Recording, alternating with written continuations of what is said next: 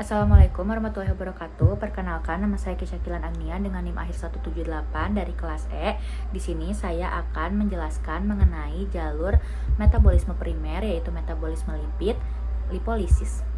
Nah, pada presentasi kali ini saya akan membahas mengenai mekanisme lipolisis, bagaimana prosesnya, lalu juga relevansinya terhadap bidang kesehatan dan juga industri.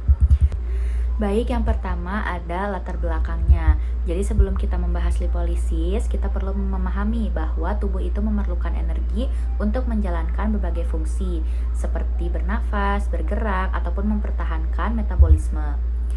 Salah satu cadangan energi terbesar dalam tubuh kita itu disimpan dalam triacylglycerol atau yang bisa disingkat dengan TAG, yang terdapat di jaringan adiposa ataupun jaringan lemak. Ketika tubuh membutuhkan energi, misalnya saat berpuasa, berolahraga, ataupun mengalami stres metabolik, cadangan lemak tersebut akan dipecah melalui proses yang disebut dengan lipolisis.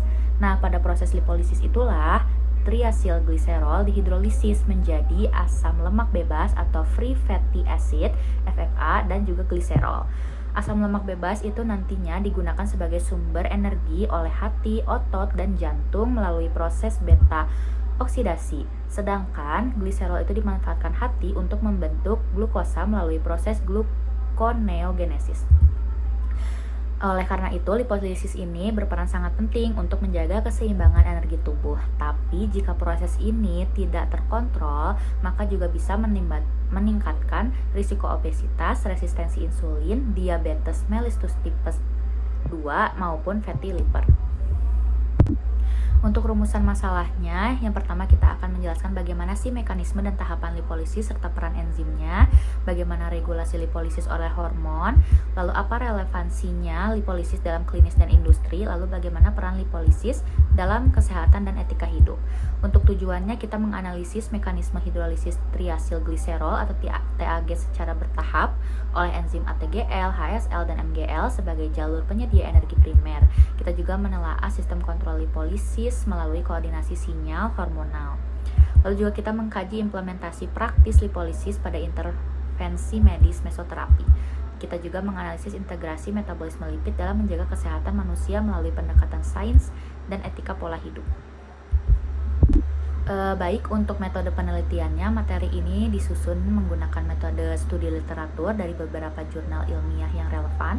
Jadi analisis ini juga dilakukan secara bertahap, dimulai dari mempelajari jalur metabolisme lipolisis beserta enzim-enzim yang berperan, lalu juga dianalisis mekanisme regulasi lipolisisnya, faktor molekular yang terlibat, dampak terhadap berbagai organ tubuh, sampai akhirnya seluruh informasi itu disusun menjadi sebuah kesimpulan.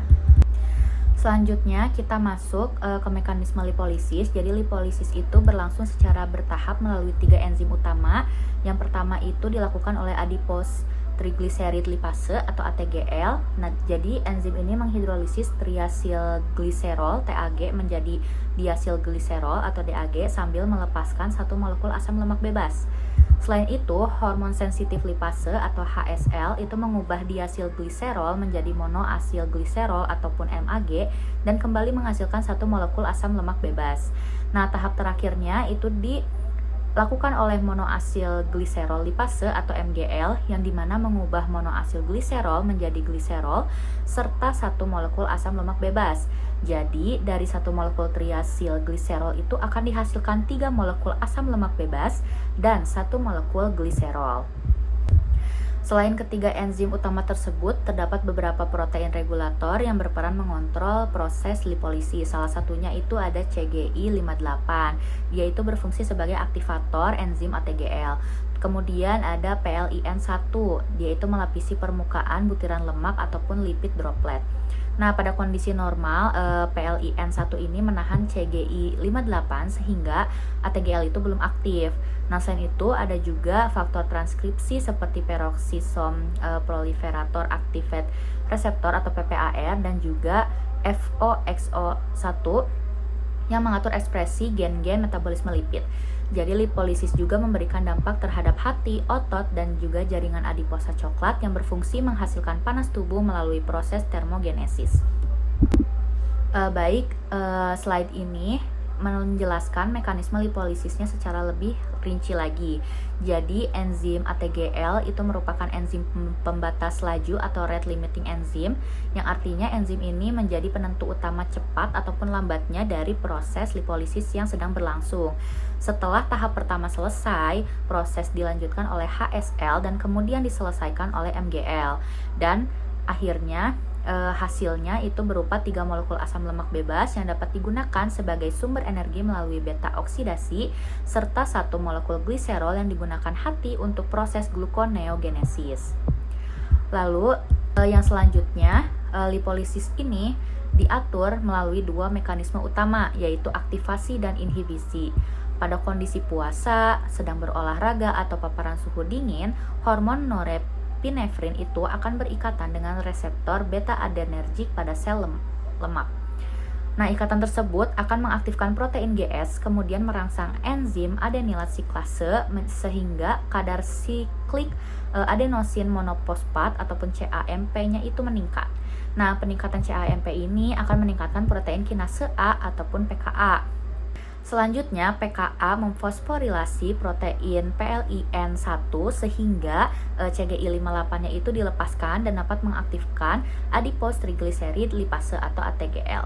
Nah, pada saat yang sama, PKA juga bisa memfosforilasi HSL sehingga enzim tersebut berpindah ke permukaan butiran lemak untuk melanjutkan proses lipolisis. Nah, sebaliknya hormon insulin itu akan menghambat lipolisis melalui aktivasi PDE3B yang menurunkan kadar CAMP sehingga PKA-nya itu tidak menjadi aktif dan proses lipolisis berkurang. Selain itu, terdapat protein inhibitor seperti GOS2, HILPDA dan juga FSP27 yang secara langsung akan menghambat aktivitas ATGL. Baik, kita lanjutkan ke relevansi lipolisis dalam klinis dan industri.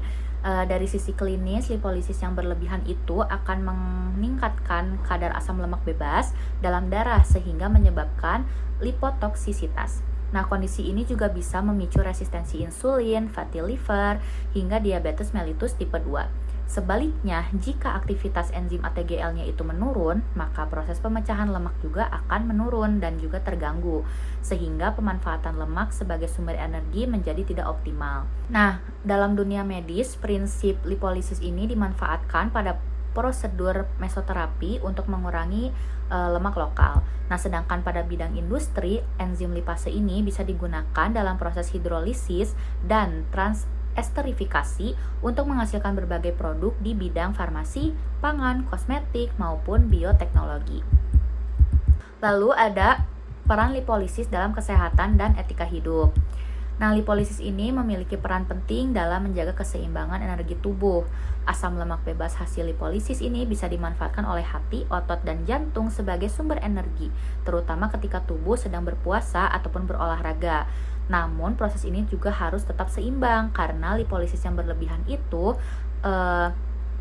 ataupun yang terlalu rendah bisa sama-sama menyebabkan gangguan metabolisme. Nah, oleh karena itu, penerapan pola makan yang seimbang, aktivitas fisik secara teratur, serta intervensi medis yang tepat merupakan langkah yang penting dalam menjaga kesehatan metabolisme lipid. Baik, jadi untuk kesimpulannya, berdasarkan pembahasan yang telah saya sampaikan, bisa disimpulkan nih bahwa lipolisis itu merupakan proses pemecahan dari triasilgliserol menjadi 3 molekul asam lemak bebas dan 1 molekul gliserol melalui kerja enzim adipose triglyceride lipase ataupun ATGL, hormon sensitif lipase ataupun HSL, dan monoasil gliserol lipase atau MGL. Proses ini diregulasi oleh berbagai hormon dan protein regulator agar keseimbangan energi tubuh tetap terjaga. Selain berfungsi sebagai penyedia energi, lipolisis juga memiliki manfaat dalam bidang klinis maupun industri. Oleh karena itu, pemahaman mengenai lipolisis ini sangat penting dalam upaya pencegahan dan penanganan berbagai penyakit metabolik. Baik, mungkin itu saja yang bisa saya sampaikan. Mohon maaf jika ada kata-kata yang kurang ataupun ada informasi yang kurang bisa saya sampaikan. Saya mohon maaf. Terima kasih sudah menonton videonya. Semoga ini bisa menjadi ilmu untuk kalian semua. Terima kasih. Wassalamualaikum warahmatullahi wabarakatuh.